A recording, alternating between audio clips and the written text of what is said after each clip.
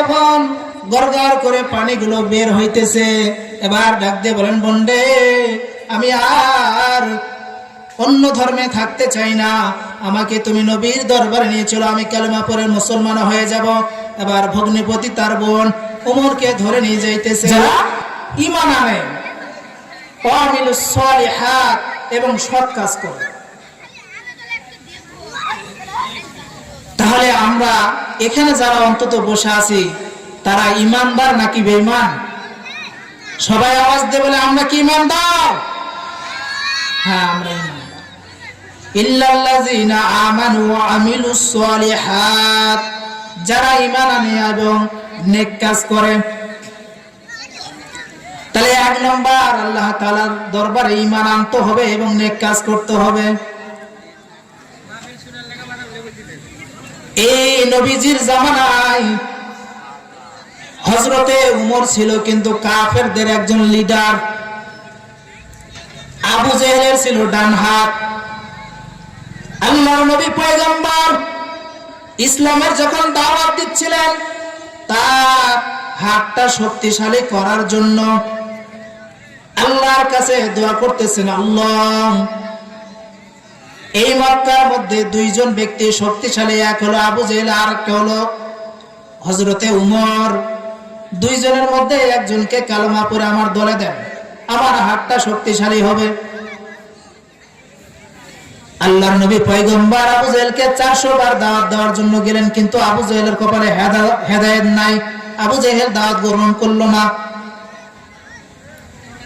2 নম্বরে এদিকে ওমর, আল্লাহর নবী যখন দাওয়াতি কাজ যখন করতেছিলেন, আবু জেহেল ডাক দিয়ে বলো, যেহেতু মোহাম্মদ আব্দুল্লাহর বেটা মোহাম্মদ যেহেতু দাওয়াত দেন, তাহলে আমাদের লোকগুলো আস্তে আস্তে কমে যাচ্ছে, কি করা যায়? আব্দুল্লাহর বেটা মোহাম্মদকে থামাইতে হবে।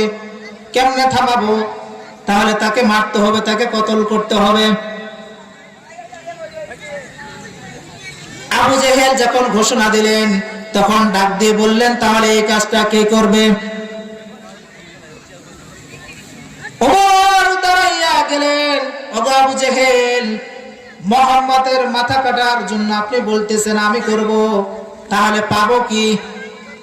আবু জেহেল ডাক দিয়ে বললেন, মুহাম্মাদের যে মাথা কেটে আনবে তাকে 1000 লাল উট পুরস্কার দেওয়া হবে।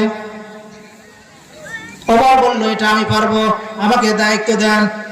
আবু জেহেল বলল, সময় কয়দিন? বলে 3 দিন। এবার ওমর বাড়িতে চলে গেলেন। বাড়িতে যাওয়ার পর স্ত্রীকে ডাক দিয়ে বললেন, স্ত্রী রে, সকালবেলা যখন হবে তুমি আমাকে ডেকে দিবা, আব্দুল্লাহর বেটা মুহাম্মাদের গর্দান কাটতে যাব, আর আবু জেহেলের কাছে আমি 1000 উট পুরস্কার নিব। তরবারিটারে বিষ মাখাইয়া ওমর তরবারিটা সুন্দর করে রেখে দিলেন। ওমরের চুল কিন্তু আবার কিন্তু ছিল তখন ওই সময় বড় বড় মাস্তান কাটিঙ্গের। ওমর খুবই শক্তিশালী যুবক ছিলেন, মাস্তান টাইপের ছিলেন। আবু জেহেলের ডান হাত। এক পর্যায়ে রাত্রিবেলা হয়ে গেছে। আল্লাহ তাআলা ডাক দিয়ে বলেন, ফেরেশতারা যাও, আবু জেহেলের যেহেতু এই উমরের যেহেতু লম্বা লম্বা চুল আছে, রাত্রির মধ্যে কেটে ছোট করে দাও। এবার রাতের মধ্যে তার বড় বড় চুলগুলো কেটে কেটে ছোট করে দেওয়া হলো। সকালবেলা ঘুম ভাঙতে স্বামী স্ত্রী দেরি হয়ে গেছে। দেরি যখন হয়ে গেল, স্ত্রীকে ডাক দিয়ে বলে, এই বেলা তো হয়ে গেছে, আমাকে ডাকো না কেন? বলে, আমিও তো চেতন পাইনি, আপনারা ডাকবো কি? আবু এই উমর যখন মাথাটা যখন এইভাবে যখন নাড়া দিয়েছে, দেখবেন যার মাথায় বড় বড় চুল আছে কি করে না, এরকম করে। তো সেই সময় উমরের চুল ছিল বড় বড়, তখন উমরও একটু মাথাটা ঝাঁকি দিতেন, তখন তার ভালো লাগতো। ঝাঁকি যখন দিয়েছে, চুলগুলো কাটা তো সবগুলো তখন পড়তেছে। বিবিরও ডাক দিয়ে বলে, এই বিবি, আমার চুল কাটছো কেন রাতের বেলা? কয়, হাই হাই, সারা রাত্রির বেলা তো আমি তো নিজেই তো জাগতে পারি নাই, আপনার চুল কাটলাম আবার কবে? না হ্যাঁ, তাহলে আজকে আর মোহাম্মতের মাথা কাটা গেল না, আগামীকাল। এবার ওমর ঘুমাইয়া গেলেন, স্বামী স্ত্রী দুইজন মিলে পরামর্শ করলেন সকালবেলা আমার তাড়াতাড়ি ডেকে দেবা, মোহাম্মদের মাথা কাটতে হবে। সেই দিনও আল্লাহ তাআলা দুইজন স্বামী স্ত্রীর চোখের মধ্যে ঘুম দিয়ে দিয়েছে। 2 দিন পার সময় নিয়েছেন, কয়দিন? 3 দিন।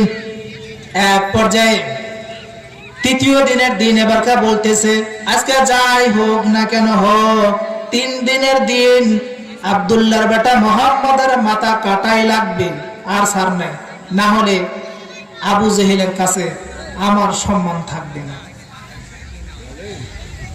এক পর্যায়ে যখন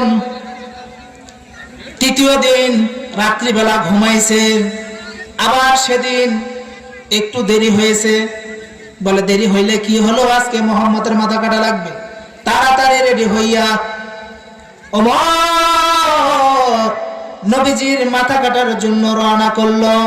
রওনা করতেছে, ঘোড়ার উপরে চৈরা দৌড়াইতেছে, দাবড়াইতেছে, ঘোড়া দাবড়াইতেছে। এক পর্যায়ে একজন যুবক ডাক দিয়ে বলেন ওমর রে, কোথায় যাও, কোথায় যাও? বলে আব্দুল্লাহর বেটা মুহাম্মদের মাথা কাটার জন্য যাই। বলে ওমর, আব্দুল্লাহর বেটা মুহাম্মদের মাথা কাটার জন্য যাও, এ আব্দুল্লাহর বেটা মুহাম্মদ কি তোমাকে কি ছেড়ে দেবে নাকি? বলে হ্যাঁ, আব্দুল্লাহর বেটা মুহাম্মদের মাথা কাটার জন্য যাও, ঠিক আছে, তবে আমার একটা কাজ করেন। কি কাজ? এই যে আমার হাতের মধ্যে ছাগলের বাচ্চা দেখেন, এই ছাগলের বাচ্চাটা যদি এক চান্সে যদি দৌড়াইয়া ধরতে পারেন তাহলে বুঝবো যে আপনি মুহাম্মদের মাথা কাটতে পারেন। ওমর বলে হ্যাঁ, ছাগলের বাচ্চা এটা ধরা কি কোনো ব্যাপার হলো নাকি? কাজে দেন, ছাইরা দেন। হ্যাঁ, আব্দুল্লাহর বেটাকে মুহাম্মদের মাথা কাটবে, ছাগলের বাচ্চা ছাড়ছে, ছাগলের বাচ্চা দেখেন না, যদি ধরতে যান হুচুত করে মারা ধর, কি ধর মারে না? তো উমর পিছনে, ছাগলের বাচ্চার সামনে, তো একবার যায় ডাইনে, আবার একবার যায় বামে, একবার যায় সামনে, একবার যায় পিছনে। উমর বিরক্ত হয়ে যায়, ছাগলের বাচ্চা ধরা যাবে না, সময় নষ্ট হয়ে যাচ্ছে। যুবক ডাক দিয়ে বলেন এই উমর, ছাগলের বাচ্চা যার ধরার যোগ্যতা নাই সে কাটবে কিনা মুহাম্মদের মাথা? এত সহজ? বলে আপনার সাথে পেশাল পাইরে আল্লাহ নাই, মুহাম্মদের মাথা কাটতো।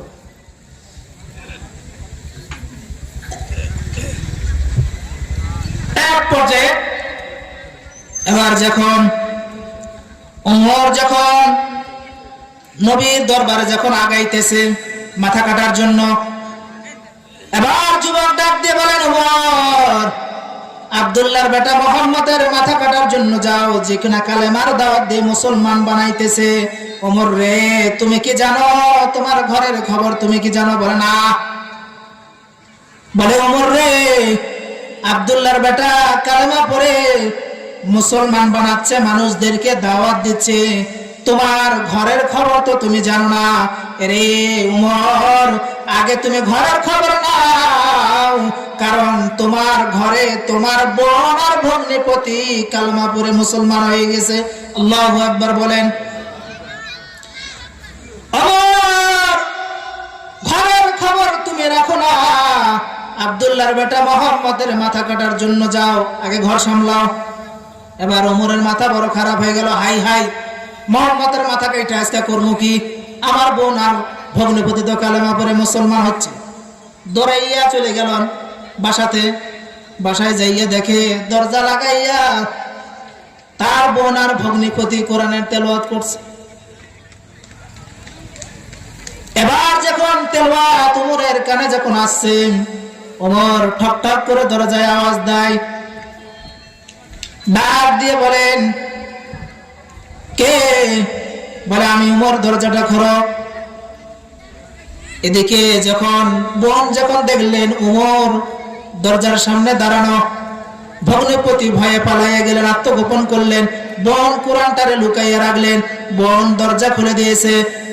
এবার উমর ডাক দিয়ে বলেন, বোন রে, তুমি নাকি কালেমা পড়ে নাকি মুসলমান হয়েছো, ওই কালেমাটা এবার ফেরত দাও। কারণ ঈমান যদি ঢুকে যায়, মজবুত যদি হয়ে যায়, ঈমান ফেরত দেওয়া যায়? দেওয়া যায় না। এবার উমর ডাক দিয়ে বলেন, বোন রে, কালেমাটা ফেরত দে রে বোন, কালেমাটা ফেরত দে।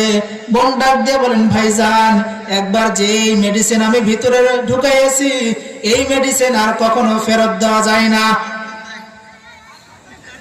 বলে ফেরত যদি না দাও তাহলে আমার হাতের মধ্যে দেখো তরবারি, তোমাকে আমি মারবো। দে দে তাড়াতাড়ি ফেরত দে। বোন ডাক দিয়ে বলেন তুমি যদি আমাকে মারতে মারতে মেরে ফেলো তারপর আমি কালেমা ফেরত দিতে পারবো না। ওমরের এবার রাগ হয়ে গেল। ওমর এবার তরবারিটা হাতের মধ্যে নিয়ে বোনের শরীরের মধ্যে আঘাত শুরু করলেন। বোনের শরীর থেকে রক্ত মোবারক গুলো বের হইতেছে। ডাক দিয়ে বলেন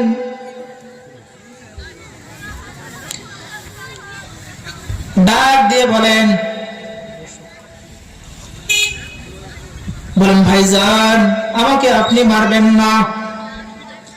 ও ভাইজান আমাকে আপনি মারবেন না। এবার বোন ডাক দিয়ে বলে ভাইজান আপনি আমাকে মারবেন না। ওমর ডাক দিয়ে বলেন কালেমা ফেরত দে। বলেন আমি দিতে পারবো না।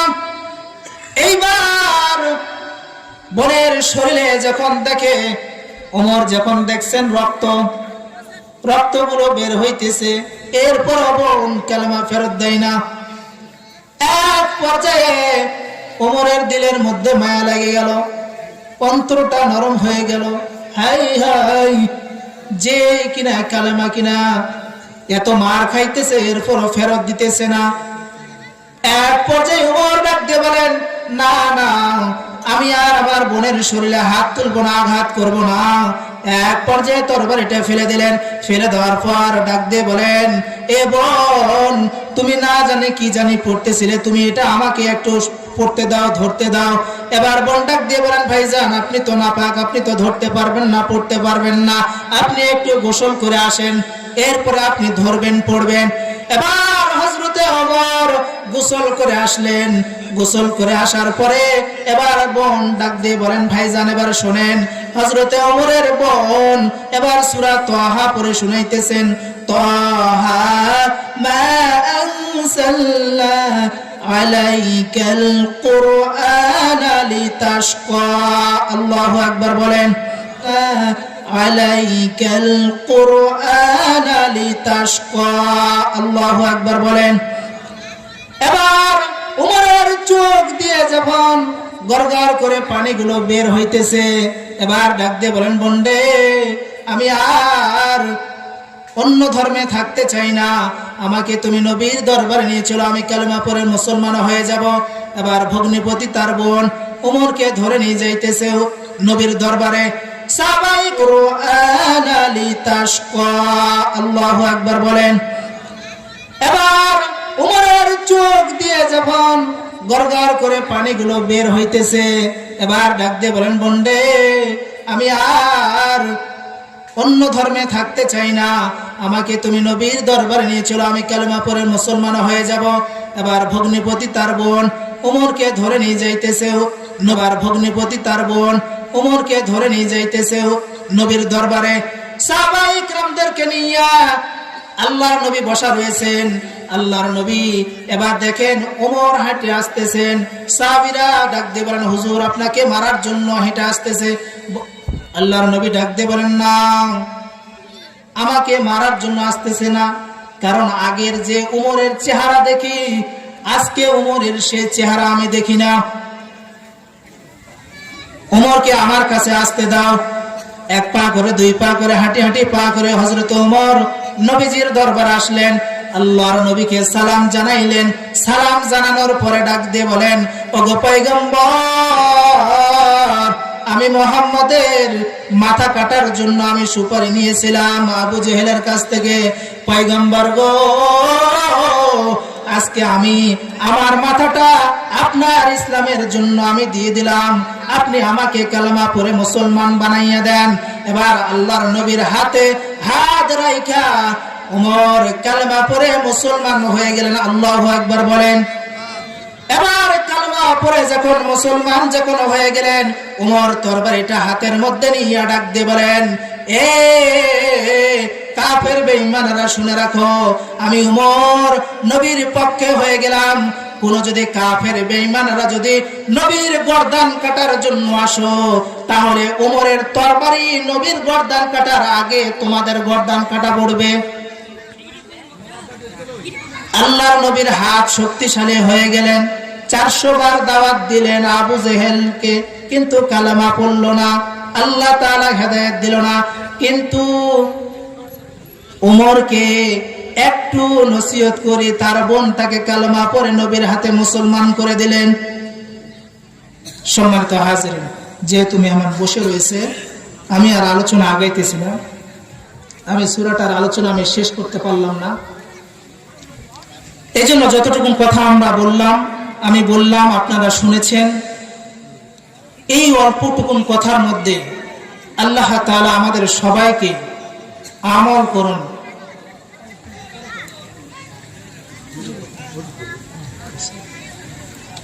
আল্লাহ রাব্বুল আলামিন আমাদেরকে সবাইকে দ্বীনের জন্য কবুল করেন। সকলে পড়ছি আমরা আমিন। আসসালামু আলাইকুম।